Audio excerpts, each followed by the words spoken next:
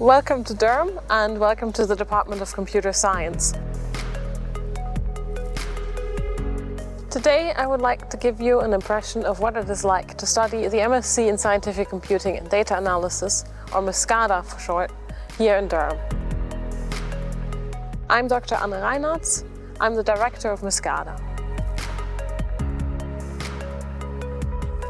MiSCADA is a course made by scientists for the next generation of scientists. Our courses focus on building an understanding of the algorithms and software tools that have become ubiquitous in modern science. The course instruction is structured into two parts. Every student takes MiSCADA's methods training, where you learn how to write large-scale scientific simulations and how to analyze large quantities of very complex data. But methods shouldn't remain abstract, so each MiSCADA student has a specialization area, a domain to which these core skills are applied.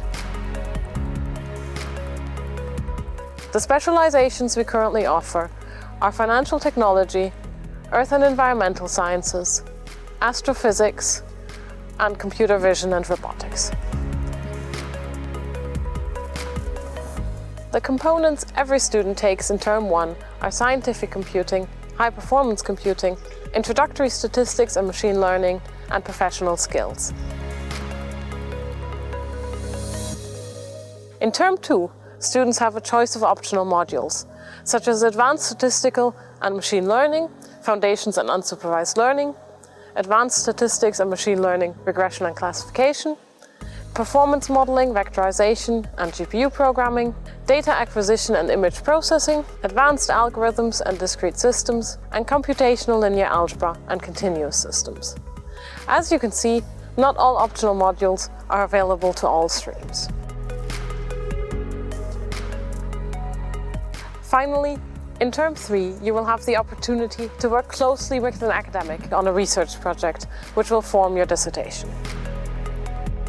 For now, let's have a look at what one of your core lectures might look like. In particular, let's take a look at Introductory Statistics with Dr. Anna MacLeod.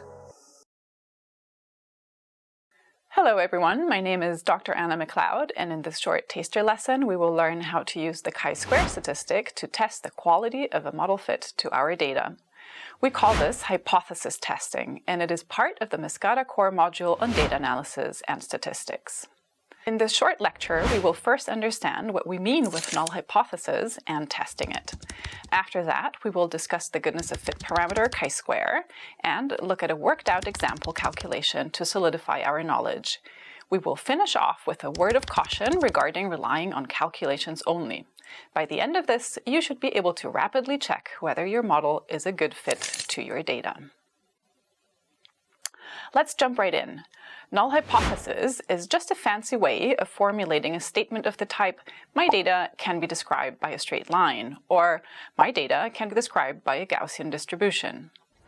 And because a model and empirical data will never perfectly match, a hypothesis test translates to determining what the probability is that my data is indeed described by the model I chose.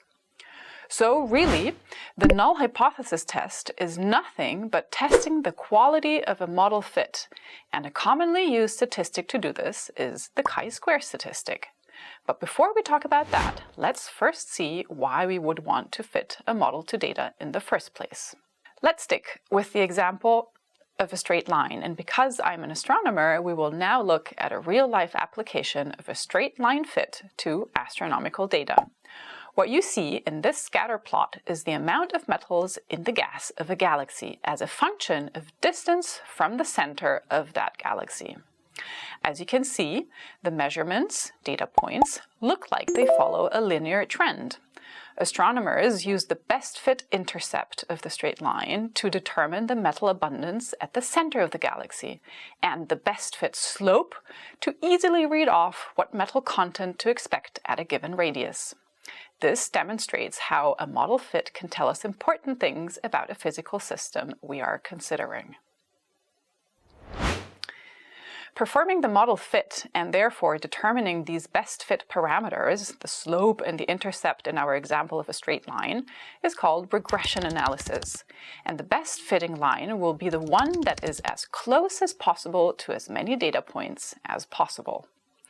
This is quantified by what we call residuals, so the difference between the observed data value and the model value at that point.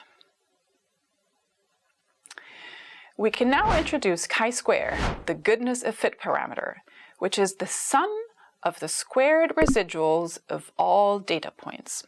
You can now immediately see that what we want for a good fit is a small value of chi-square, because we need the residuals to be small in order for the model to be close to the data.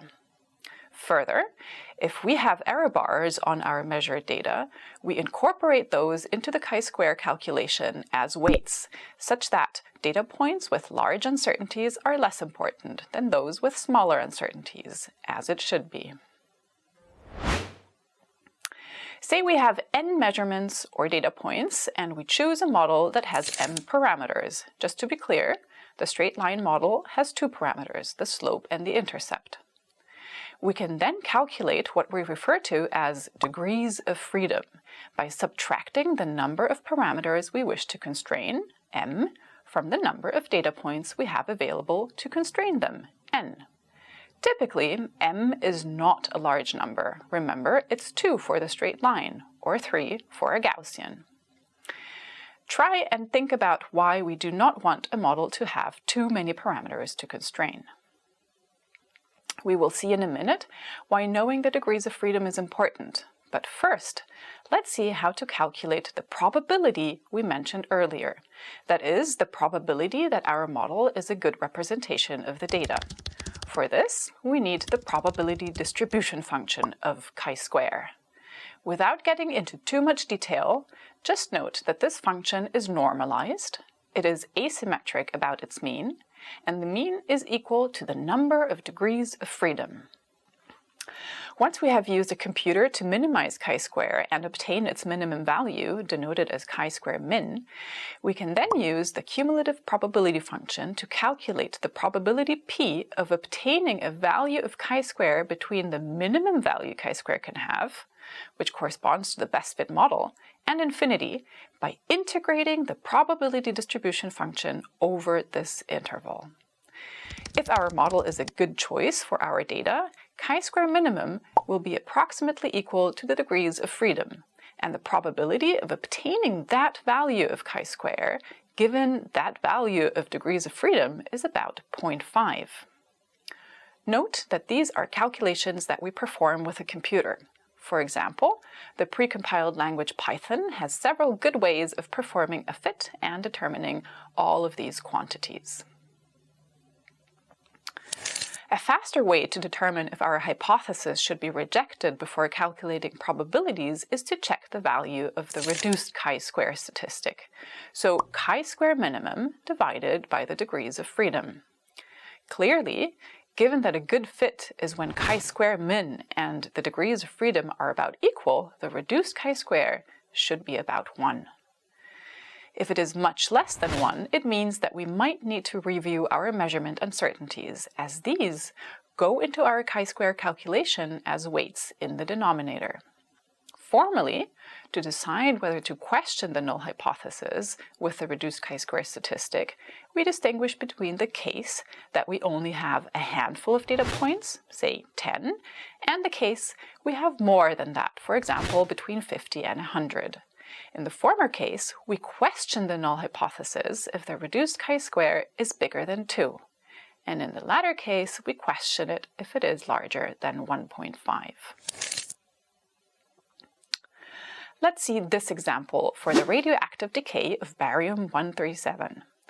A suitable model to describe the decay of the count rate as a function of time has 3 parameters: the initial activity of the radioactive sample, the half-life of barium-137, and the background decay rate. We have 62 data points from our measurements, and from our model fit performed with a computer, we obtain a value of 53.5 for chi-square. The degrees of freedom are 62 data points minus 3 model parameters, which is equal to 59, of course, so that the reduced chi-square is 0.9, meaning that the null hypothesis of the chosen model to represent the data is not rejected. We can also calculate, again with a computer, the probability of obtaining a chi-square of 53.5 with 59 degrees of freedom and find that this is close to 0.5, confirming the above no rejection. Fitting models to data can seem like an art, and indeed it requires learning and patience. It also requires you to be rigorous so that you do not fall into the trap of publishing a paper in a prestigious journal like Nature or Science and claim that your data, as shown in this graph, is described by that curve, which clearly is not a good fit. In fact, some might argue that a duck would be a better fit. To conclude, let's remind ourselves that calculating statistics like chi-square and its associated probabilities is needed to test the quality of a model fit, but that a visual inspection should never be skipped. Here you see 4 different data sets. From the table, it is clear that they all have very different data points, x and y values. But if you calculate basic statistics such as the mean of the 4 samples, their variance, and so on, you will find that they are all the same. They even have the same best fit slope and intercept when fitted with a straight line. And it is only when you plot them that you see the dramatic difference. So, in conclusion, remember to always make both calculations and graphs, as both should be studied and will contribute to your understanding of the data. That's it. Thank you for your attention. I hope that you learned something new and useful today.